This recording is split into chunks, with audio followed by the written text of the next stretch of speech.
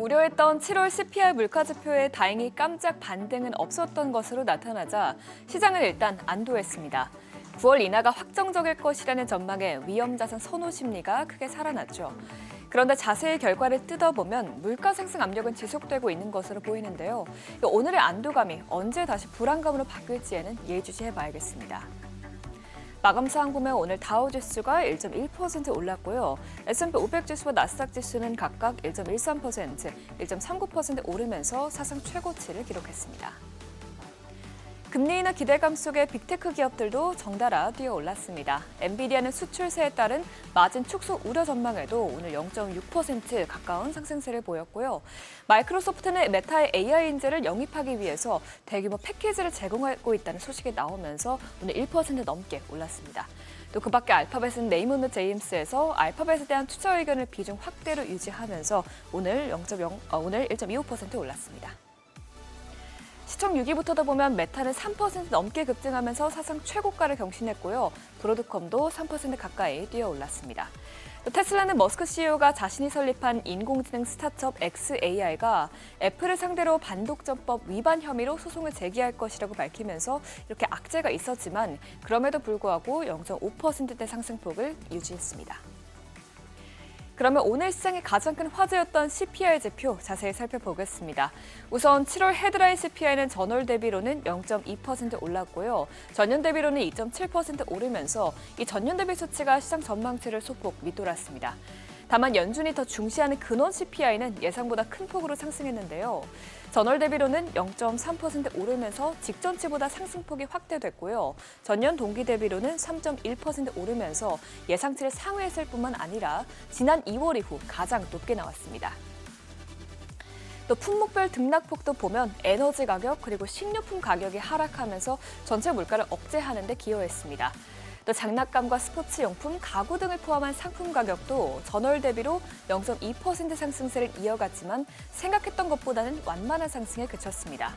하지만 그동안 둔화하던 서비스 가격이 연초 이후 가장 큰 폭으로 뛰면서 근원 CPI 오름세를 이끌었는데요. 항공료가 4%나 오르면서 3년 만에 최대폭으로 상승했고요. 또 교통 서비스나 의료 서비스 가격도 크게 오르면서 전체 서비스 물가 상승세를 키웠습니다. 이를 보고 전문가들은 서비스 물가가 다시 가속화한 것은 관세 여파가 일회성이 아닐 수 있다면서 인플레이션에 따른 불안감은 지속될 것으로 보인다고 설명했습니다. 관세 부과로 인한 비용 상승은 기업들의 설문조사에서도 나타나고 있는데요. 오늘 나온 미국의 7월 중소기업 낙관지수도 보면 낙관지수 자체는 상승했지만 여전히 기업들은 경제 전망에 대해서 불확실성을 가지고 있는 점이 확인됐습니다. 이번 낙관지수는 전월보다 1.7포인트 반등하면서 100.3을 기록했는데요. 반대로 불확실성 지수도 전달 대비 8포인트 급등한 97을 기록한 것으로 나왔습니다.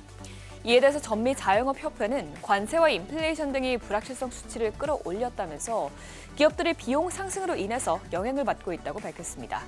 일단 오늘 시장은 CPI를 보고 안도의 한숨을 내쉬었지만 자세히 지표들을 들여다보면 앞으로 인플레이션 추세는 계속 지켜볼 필요가 있어 보입니다. 그래도 이번 CPI가 나온 이후 금리 선물 시장에서는 금리 인하 가능성이 크게 올랐습니다. 9월 인하에 베팅하는 확률은 이제 93%에 달하고요. 또 10월 인하 가능성도 거의 기정사실화가 됐습니다. 다만 엇갈린 7월 CPI 결과에 채권 시장은 만기물별로 서로 다른 흐름을 보였습니다.